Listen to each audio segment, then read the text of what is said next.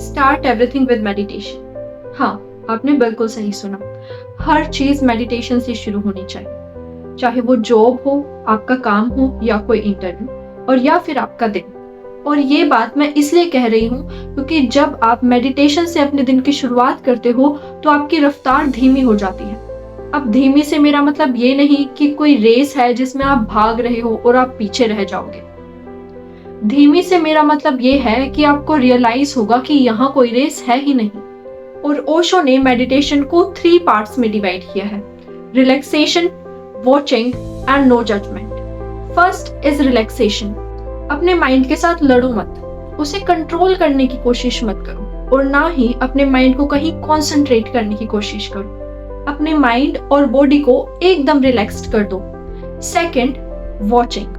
जो भी तुम्हारे माइंड में विचार आ रहे हैं उन्हें आने दो, रोकने की कोशिश मत करो, उनमें कोई बदलाव करने की कोशिश मत करो, सिर्फ शांत मन से उन्हें देखते रहो।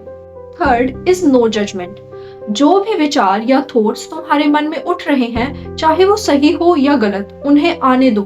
उन विचारों में किसी भी प्रकार का बदलाव लाने की कोशिश मत करो और ना ही अपने विचारों को जज करो कि इस तरीके का गंदा विचार मेरे मन में आ कैसे सकता है। सिर्फ उन्हें देखते रहो, अपने विचारों को बिना जज किए।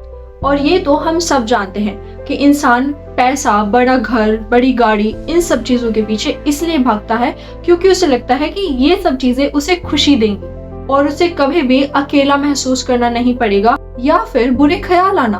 और इन सब चीजों का इलाज तुम्हें बाहर दुनिया में नहीं मिलेगा। कितनी भी सफलता की सीढ़ियां चढ़ लो, बड़े बड़े मुकाम हासिल कर लो, लेकिन इमोशंस तुम्हें घेर ही लेंगे। इसलिए ये जरूरी है कि तुम बाहर से ज्यादा अपने अंदर काम करो। अब ये बात तो हम सब जानते हैं कि आजकल की जनरेशन में हर इंसान एंजाइटी, स्ट्रेस और डिप्रेशन से कहीं ना कहीं परेशान रहता है। किसी भी चीज को लेकर थोड़ा बहुत स्ट्रेस तो समझ में आता है, लेकिन लोग जरूरत से ज्यादा स्ट्रेस लेते हैं और जिस वजह से उन्हें बहुत सारे हेल्थ इश्यूज का सामना भी करना पड़ता है। 2004 की एक स्टडी में ये बात सामने आई कि मेडिटेशन स्ट्रेस को और उससे होने वाले साइड इफेक्ट को बहुत हद तक कम करता है। एंड इन 2014 एलिजाबेथ हॉज की एक स्टडी में उन्होंने बताया कि सिर्फ 8 वीक्स के मेडिटेशन से ही जर्नल एंजाइटी डिसऑर्डर के सिम्टम्स बहुत हद तक कम हो जाते हैं। और अगर ये सारी स्टडीज भी अभी तक आपको मेडिटेशन करने के लिए कन्विंस नहीं कर पाई है, तो रिसर्चर्स ऑफ जॉन हॉकिंस ने एक पेपर में जामा इंटरनल मेडिसिन को प्रिंट करवाया, जिसमें उन्होंने 19,000 मेडिटेशन स्टडीज को रिव्यू किया और उन्होंने ये निष्कर्ष निकाला कि मेडिटेशन हमारे अंदर से उठने वाले सभी बुरे इमोशंस या फीलिंग्स, जैसे अकेलापन महसूस होना, बुरे ख्याल आना या फिर स्ट्रेस, डिप्रेशन या एंजाइटी, इन सब चीजों को बहुत ज्यादा हद तक कम करता है। और अगर अब हम मेडिटेशन के हेल्थ बेनिफिट्स देखें तो मेडिटेशन सी रिएक्टिव प्रोटीन को हमारे ब्लड से कम करता है, जो हमें हार्ट रिलेटेड प्रॉब्लम से प्रोटेक्ट करता है और हमारी बॉडी के अंदर के इन्फ्लेमेशन को भी कम करता है। और सिर्फ 3 मंथ्स के मेडिटेशन से ही ब्लड प्रेशर को नॉर्मल करता है।